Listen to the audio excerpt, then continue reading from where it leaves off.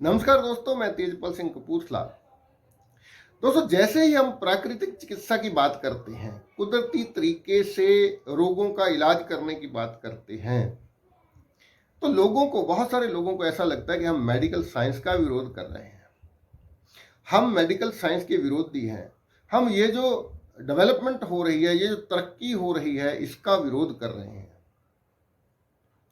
ऐसा नहीं है, ये बिल्कुल गलत बात है। तो इसी मुद्दे को लेकर मैं अपनी बात को स्पष्ट करना चाहता हूं। हो सकता है थोड़ी सी लंबी हो जाए ये वीडियो, लेकिन आप अगर पेशेंस रख के इसको पूरा देखेंगे तो बात पूरी अच्छे तरीके से स्पष्ट हो जाएगी। आप सबका स्वागत है मेरे इस YouTube channel life without medicine पे। बहुत सारे लोग हैं जिन्होंने मेरे इस चैनल को सब्सक्राइब किया हुआ है, उनका बहुत बहुत धन्यवाद। मेरे वीडियो देखते हैं, लाइक करते हैं, कमेंट भी करते हैं, शुक्रिया आप सबका। लेकिन जिन लोगों को ये वीडियो पहली बार मिल रही है, उनसे मेरा निवेदन है कि मेरे इस चैनल लाइफ विदाउट मेडिसिन को आप सब्सक्राइब कर लीजिए। जैसे ही सब्सक्राइब करेंगे, साथ में घंटी का बटन है, उसको दबा के एक ऑप्शन आएगी, ऑल की ऑप्शन को आप सेलेक्ट कर लेंगे, तो जो भी वीडियो मैं यूट्यूब पे डालूंगा तुरंत आपको यूट्यूब पे उसका नोटिफिकेशन मिल जाएगा। तो शुरू करते हैं बात। जब हम लोगों को ये बोलते हैं कि आप अंग्रेजी दवाएं खाने से परहेज करो, बिना वजह अंग्रेजी दवाओं का इस्तेमाल मत करो, इनके बहुत सारे साइड इफेक्ट्स होते हैं, तो कुछ लोग तो मजाक उड़ाते हैं इस बात का। ऐसे कैसे? इतने बड़े बड़े अस्पताल खुले हैं, इतनी बड़ी बड़ी खोजें हुई हैं, इतने बड़े बड़े ट्रायल्स होने के बाद दवाएं लॉन्च की जाती हैं, ऐसे कैसे आप मना कर सकते हैं कि ये दवाएं मत खाओ? तो मैं मेडिकल साइंस और मेडिकल इंडस्ट्री, ये दो अलग अलग चीजें हैं। अपनी इस बात को स्पष्ट करने की मैं कोशिश करूंगा, और आपको ये लॉजिक, मेरी बात कैसी लगी है, आप जरूर इस वीडियो पे कमेंट करके बताना कि जो मैं बोल रहा हूं, क्या मैं अपनी बात आप तक पहुंचा पाया हूं या नहीं। मैं एक उदाहरण से बात करता हूं। हमारे शरीर का सिस्टम कैसा है, हमारा शरीर कैसे काम करता है। मान लीजिए किसी व्यक्ति का एक्सीडेंट होता है, उसको चोट लगती है, उसका सर फट जाता है, बड़ा कोई जख्म हो जाता है।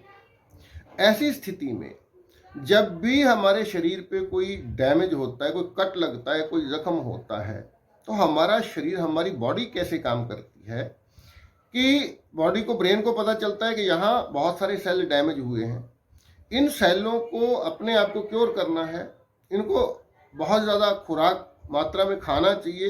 तो ब्रेन लिवर को एक मैसेज देता है कि तेरे पास जो डिपॉजिट ग्लूकोज है, ग्लाइकोजन के रूप में जो डिपॉजिट ग्लूकोज है, वो ब्लड में रिलीज कर दो। और जैसे ही लिवर ब्लड में ग्लूकोज को रिलीज करता है, उससे क्या होगा, आपके ब्लड में ग्लूकोज लेवल बढ़ जाएगा। दूसरा मैसेज ब्रेन हार्ट को देता है कि तू अपना पंपिंग बढ़ाओ, मतलब प्रेशर बढ़ाओ, ताकि ये ग्लूकोज उन सेलों तक तेजी से पहुंच पाए जिन सेलों को खुद को क्योर करना है। तो हार्ट अपना प्रेशर बढ़ा देता है, उससे क्या है, ब्लड प्रेशर लेवल हाई हो जाता है। अब उस पेशेंट को डॉक्टर के पास लेके जाते हैं। डॉक्टर उस जख्म को सिलने की कोशिश कर रहा है, लेकिन ब्लड लॉस हो रहा है, क्योंकि बॉडी लगातार बीपी बढ़ा रही है। बॉडी अपने हिसाब से काम करती है, जैसे बीपी बढ़ेगा तो ब्लड लॉस बढ़ जाएगा।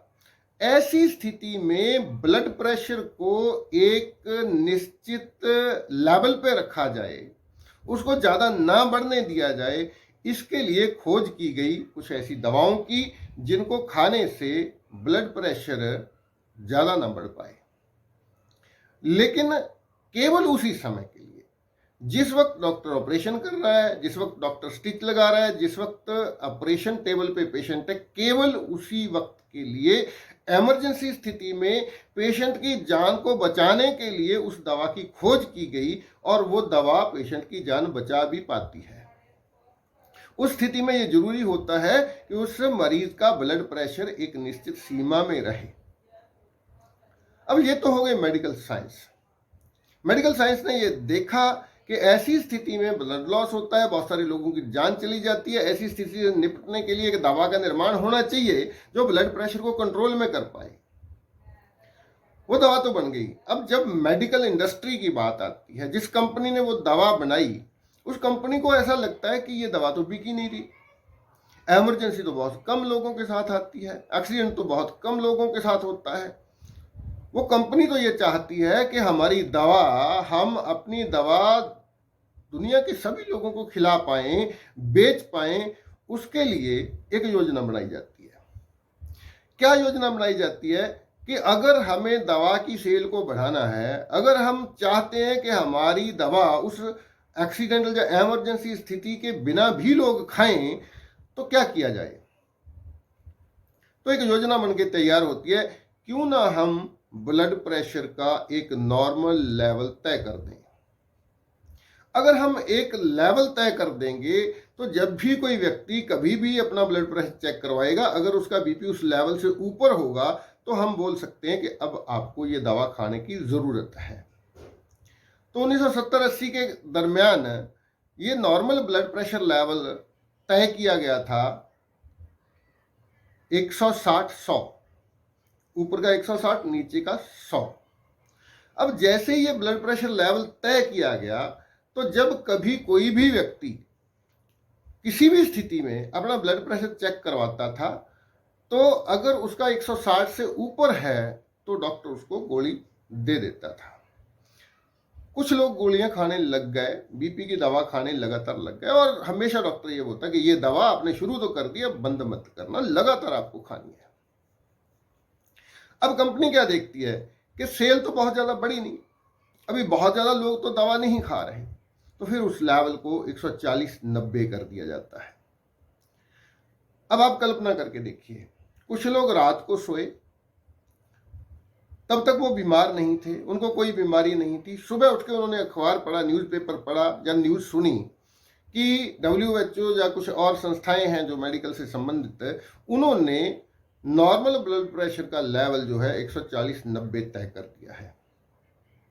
तो जैसे उन लोगों ने अपना ब्लड प्रेशर चेक करवाया, तो किसी का बीपी 145 था, किसी का 155 था, 150 था, पहले 160 तक नॉर्मल था, वो लोग दवा नहीं खाते थे, तो अब बहुत सारे लोग दवा के घेरे में आ गए।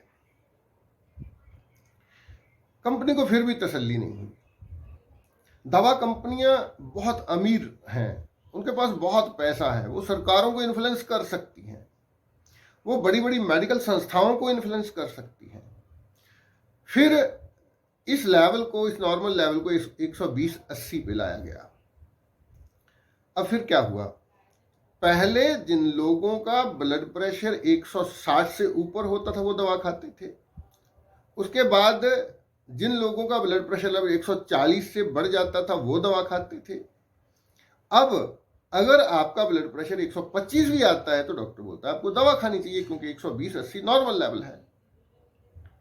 लेकिन अभी भी दुनिया के सारे लोग बीपी की दवा नहीं खाते हैं। अभी भी बहुत सारे लोग बचे हुए हैं जिनको ये दवा बेची जा सकती है। तो आने वाले समय में ये हो सकता है इस नॉर्मल लेवल को 120-80 से और कम करके 115-75 कर दिया जाए, या 110-70 कर दिया जाए। तो यह है मेडिकल इंडस्ट्री का खेल। ब्लड प्रेशर की गोली की खोज करना गलत नहीं था। ब्लड प्रेशर की गोली को इन्वेंट किया गया इसलिए ताकि लोगों की जान बचाई जा सके। इमरजेंसी के लेवल, जब डॉक्टर ऑपरेशन कर रहा है, जब डॉक्टर जख्म को सिल रहा है, तब ब्लड लॉस ना हो, बीपी को नॉर्मल रखा जा सके, इसलिए दवा का निर्माण हुआ था। लेकिन मेडिकल इंडस्ट्री ने उस दवा को आम साधारण स्वस्थ लोगों को भी खिलाना शुरू कर दिया। इस चीज का हम विरोध करते हैं। अगर हम मेडिकल साइंस का विरोध करते तो हम कभी भी, मान लीजिए किसी एक व्यक्ति की ये उंगली कट जाती है, अलग होके गिर जाती है, तो मैं क्या बोलूं इस व्यक्ति को, ये उंगली उठा के ले जा किसी नेचुरोपैथ के पास, या ये उंगली उठा के ले जा किसी होम्योपैथी के पास, या किसी आयुर्वेद के पास चला जा। नहीं, उसे मेडिकल साइंस के पास ही जाना होगा, उसे किसी सर्जन के पास ही जाना होगा जो इस उंगली को स्टिच करेगा, जोड़ेगा, और ये उंगली बच जाएगी, काम करना शुरू कर देगी। किसी का यहां से हाथ कट जाता है, कैसे मना कर सकते हैं हम उसको मेडिकल साइंस में? ये मेडिकल साइंस ही कर सकती है। आपने सुना होगा कुछ लोगों का ये बाल बड़े होते हैं, किसी मशीन में फंस जाते हैं, यहाँ से खोपड़ी उतर जाती है, तो अगर वो किसी अच्छे सर्जन के पास चला जाता है, वो स्टिच करता है और इंसान की जान बचा ली जाती है। ऐसे किसी भी केस में हम कभी भी ऐसा नहीं बोलते हैं कि आपको हॉस्पिटल नहीं जाना चाहिए, आपको डॉक्टर के पास नहीं जाना चाहिए। जाइए, वो इसीलिए बना है, मेडिकल साइंस की खोज हुई है, जो बड़े बड़े सर्जन हैं, जो बड़े बड़े डिग्री होल्डर डॉक्टर हैं, इसीलिए हैं ताकि इमरजेंसी में लोगों की जान बचाई जा सके। लेकिन जैसे ही बात लाइफस्टाइल डिजीज की आती है, जैसे ही बात जीवन शैली से जुड़े रोगों की आती है, शुगर की बीमारी है, डॉक्टर बोलता है इसका इलाज कोई नहीं है, पूरी उम्र भर आपको एक दवा खानी होगी। ब्लड प्रेशर है, इसका कोई इलाज नहीं है, सारी जिंदगी आपको दवा खानी होगी। केवल ब्लड प्रेशर नहीं, उसके साथ खून पतला करने की, उसके साथ कोलेस्ट्रॉल लोअरिंग ड्रग। इस चीज का हम विरोध करते हैं। हम लोगों को ये समझाना चाहते हैं, हम लोगों को ये बताना चाहते हैं कि जो रोग लाइफस्टाइल, गलत लाइफस्टाइल की वजह से हमारे शरीर के अंदर से पैदा हुआ है, उस रोग को ठीक करने के लिए कोई दवा कोई काम नहीं करेगी। केवल अपने लाइफस्टाइल को ठीक करना ही एक सही हल है। तो बताइए, कैसे लोगों को ऐसा लगता है कि हम मेडिकल साइंस का विरोध करते हैं?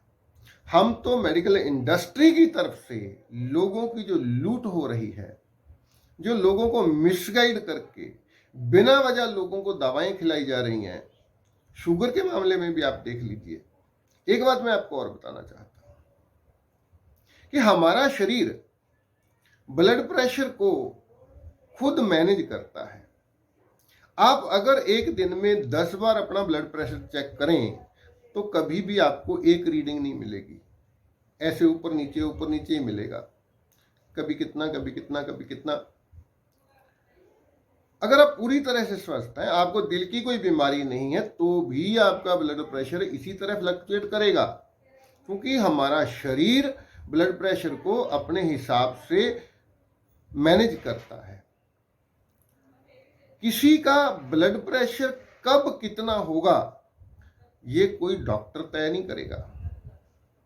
किसी का भी नॉर्मल ब्लड प्रेशर क्या होना चाहिए ये कोई डॉक्टर तय नहीं कर सकता, बाहर का कोई व्यक्ति तय नहीं कर सकता। बिल्कुल वैसे ही अगर आप कार चला रहे हैं, ड्राइविंग सीट पे आप बैठे हैं, लेकिन आपकी पिछली सीट पे बैठा व्यक्ति आपको लगातार बता रहा है अब आपकी स्पीड 20 किलोमीटर होनी चाहिए, अब आपकी स्पीड 100 किलोमीटर पे होनी चाहिए, अब आपकी स्पीड 140 पे होनी चाहिए।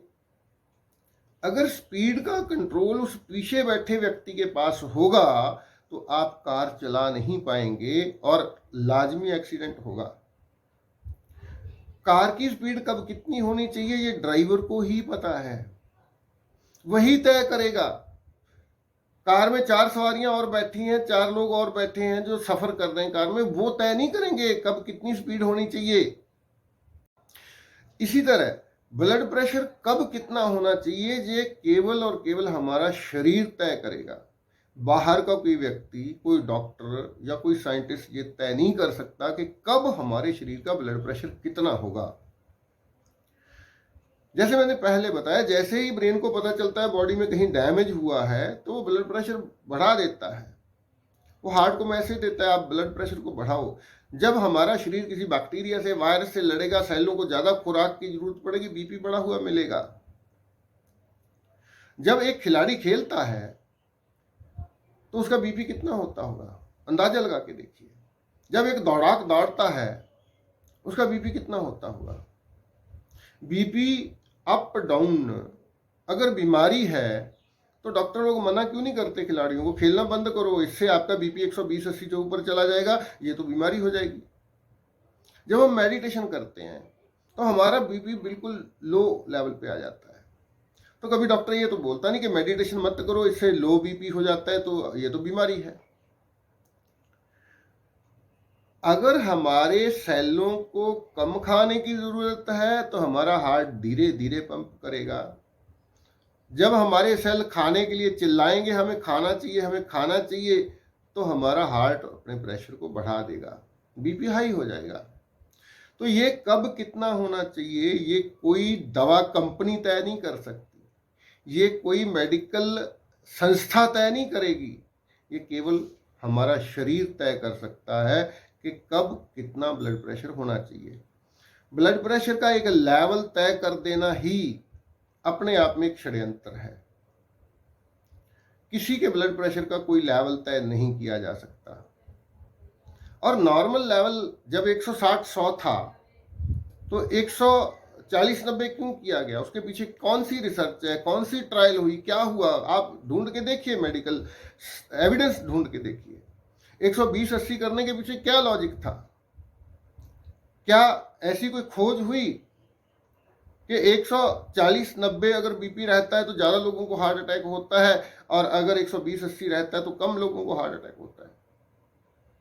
अब जितने ज़्यादा लोग बीपी की दवाएं खा रहे हैं, अब तो लोग बहुत अवेयर हो चुके हैं, वो अपना बीपी नहीं बढ़ने दे रहे, कंट्रोल में रख रहे हैं, फिर भी हार्ट अटैक तो लगातार बढ़ रहे हैं। तो हमें ये मेडिकल साइंस और मेडिकल इंडस्ट्री का जो अंतर है, इसको समझना होगा। कोविड के समय किस तरह से लोगों को ठगा गया, लूटा गया, 15-15 लाख रुपया लोगों का बिल बना दिया गया, फिर भी जान नहीं बची, लोगों पे एक्सपेरिमेंटल ड्रग इस्तेमाल किए गए, किस तरह से लोगों की सेहत के साथ, लोगों की जान के साथ खिलवाड़ किया गया, आप सब जानते हैं। तो इसलिए ऐसा कोई भ्रम मत पालिए कि हम मेडिकल साइंस के विरोध में हैं। हम मेडिकल के नाम पे या साइंस के नाम पे जो अनसाइंटिफिक चीजें हो रही हैं, इलॉजिकल है। किसी भी चीज का ब्लड प्रेशर का लेवल तय करना इलॉजिकल है, अनसाइंटिफिक है। तो मेडिकल साइंस के नाम पे जो साइंस विरोधी चीजें करके उसको जनता के विरोध में इस्तेमाल किया जा रहा है, जब लोगों की जेब से पैसा निकाल के कुछ खास लोगों की जेब में पैसा डाला जा रहा है, कुछ लोग अमीर हो रहे हैं, बहुत ज़्यादा अमीर हो रहे हैं। आपको एक छोटी सी जानकारी देना चाहता हूँ। इसी तरह कोलेस्ट्रॉल के लेवल्स को ऊपर नीचे किया गया। जैसे ही एक एटीपी अडल्ट ट्रीटमेंट पैनल बिठाया गया था, थर्ड, जिसने ये रिपोर्ट दी कि आप टोटल कोलेस्ट्रॉल भी चेक करोगे, एचडीएल भी चेक करोगे, एलडीएल भी चेक करोगे और ट्रिग्लिसराइड्स भी चेक करोगे। उस ट्रीटमेंट पैनल का नतीजा क्या हुआ था? एक ही साल में जो टॉप की 500 कंपनियां हैं दवा बनाने वाली, उनमें से केवल 10 कंपनियों का प्रॉफिट 490 कंपनियों के टोटल प्रॉफिट से बढ़ गया था। ये 10 कंपनियां कौन सी थी? वो जो कोलेस्ट्रॉल की दवा बना रही थी। तो बिना वजह लोगों को दवाएं खिलाना और बिना वजह लोगों को गंभीर बीमारियों के पहले शिकार बना देना और उसके बाद उनके इलाज के नाम पे और पैसा, जैसे पहले शुगर की गोली, डायबिटीज की गोली शुरू कर दो, उसके बाद कुछ सालों में ब्लड प्रेशर की गोली जुड़ जाती है, उसके बाद किडनी इफेक्ट होती है, फिर किडनी का इलाज शुरू हो जाता है। एक बार व्यक्ति इस सारे जाल में फंसता है, फिर जीवन भर निकल ही नहीं पाता। तो हम इसीलिए लोगों को जागृत कर रहे हैं, लाइफस्टाइल के बारे में जागृत कर रहे हैं कि एक्सीडेंट केस में हर हाल में आपको जाना चाहिए डॉक्टर के पास, हॉस्पिटल, जो भी आपके पास हॉस्पिटल है, जो भी इलाज बनता है करवाना चाहिए। अगर 5-7 दिन की दवाएं देता है डॉक्टर, खा लेनी चाहिए, कोई दिक्कत नहीं है उसमें। लेकिन लाइफस्टाइल डिजीज के लिए जो रोग जीवन शैली से जुड़े हुए हैं, क्योंकि शुगर, ब्लड प्रेशर, थायराइड, बवासीर, जोड़ों के दर्द, पथरी, रसौली, हर्निया, प्रोस्टेट की प्रॉब्लम है, किडनी फेलियर, कैंसर, ये सारे के सारे रोग जो हमारे शरीर के अंदर से पैदा होते हैं, ये सारे के सारे रोग लाइफस्टाइल से जुड़े हुए रोग हैं।